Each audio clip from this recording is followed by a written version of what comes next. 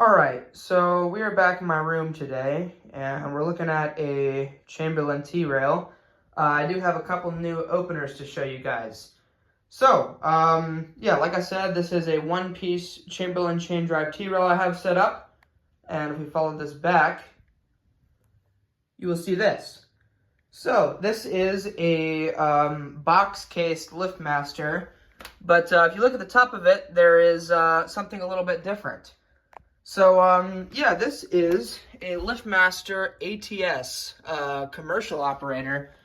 So, yeah, I'm really happy that I was able to find this one. I've been looking for an ATS for a little while. I've always thought they were kind of cool machines, and as you guys know, I love this style of LiftMasters. So, I decided to take this one.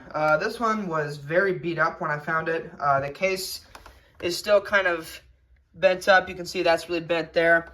The front panel is definitely a bit bent up. The back panel had a crack in it. And, well, this one needed a lot of work when I got it. I believe the main cause of replacement was the board, because it would only run for a couple seconds at a time. Beyond that, all of the bushings were completely shot, and the gear actually had a pretty large crack in the bottom of it, which was basically causing it to skip off of the roll pin on the bottom. So I replaced that. I bought the whole kit and replaced all the bearings in there and the whole gear and sprocket assembly, as well as the worm gear. And this one also had a broken piece on the limit assembly. So one of the screws was kind of hard to turn. It would kind of move around as you would try to turn it.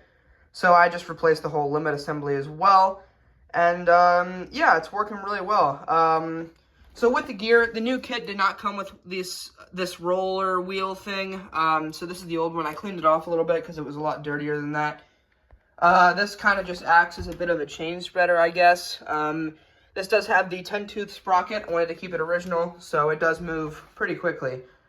And, well, the other new opener is sitting on my bench. And you guys already know, based off of the title, that we have this. So, this is a Craftsman model 139.53985D. I've been looking for one of these Craftsmans for quite a long time, and I was really happy to be able to find this one. This one did not come with light lenses, so I stole these lenses off of my Craftsman Die Hard. And this one had the board replaced in it. Someone replaced it with an end panel that's supposed to go on a LiftMaster. So I had to buy the correct end panel because the original one was just taped on and it wasn't the right one. So, yeah, this board is actually pretty new. That end panel said it was actually made in 2022. So, yeah, this end panel is from 2004. And, of course, this side decided to crack when I was putting the screw on, so I had to try to glue it back together. The machine was made in 2006, I believe. Not sure how well you can actually see that, but I believe this one was made in 2006. The ATS was made in, I think, 1999. I'm not really sure. It doesn't have any of the information on the front. It has that sticker instead. The model number is actually on the bottom of the machine. So there you go. Model ATS211R. This one has the older style logo.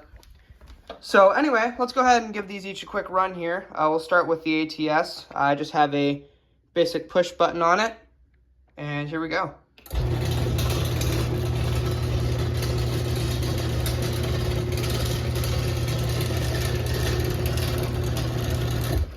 So yeah, you can see it's quite a bit quicker than the regular operators because it has that 10-tooth sprocket on it. We'll go ahead and run this back down with the remote that I have programmed to it. This is a 971LM.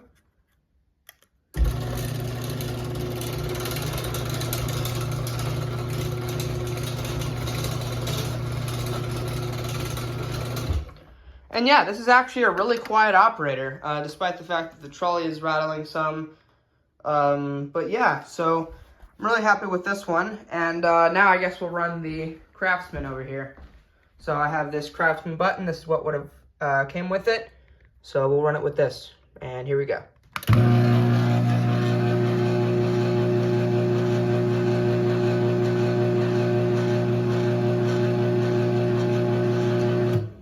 kind of loud, but that's all right.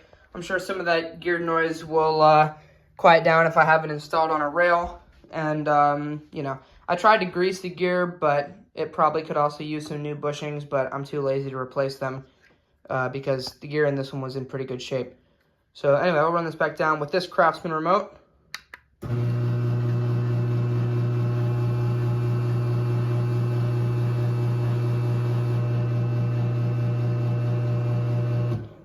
And this one didn't actually have anything wrong with it, despite the fact that it had the wrong end panel on it. Nothing was mechanically wrong with this one when I found it, so who knows why it was replaced. But anyway, I guess we'll run these up one more time. Here's the ATS.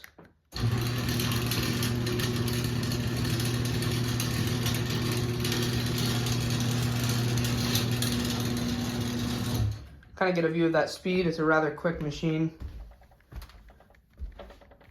We'll give it a sensor check here.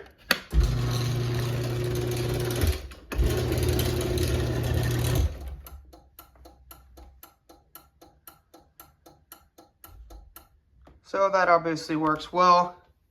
I'll give it a force test. Just put my foot behind the operator. So yeah, that works pretty well. I actually have the force set on minimum. It's a little bit harder to stop this one. I believe this is a 1/2 horsepower operator though, so who knows why that is. But anyway, we'll run this back down.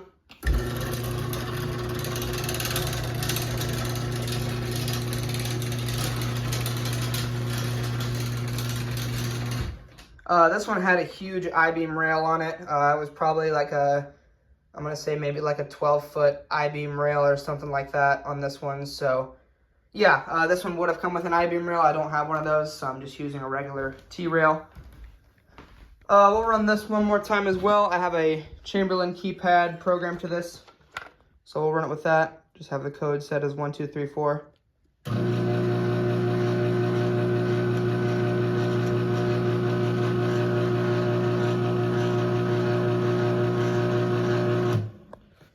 And I'll give it a quick sensor check.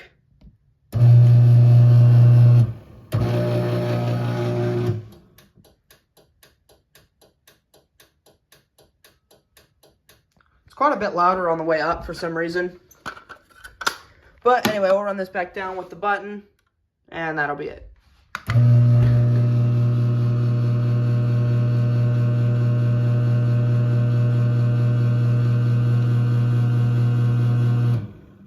So yeah, there you go. That's a couple new openers I got. I've actually had the ATS for a couple weeks. It was just sitting on my bench because the gear kit took forever to come in. And then this Craftsman I just got the other day. So yeah, there you go. Thank you guys so much for watching, and happy Halloween. Peace.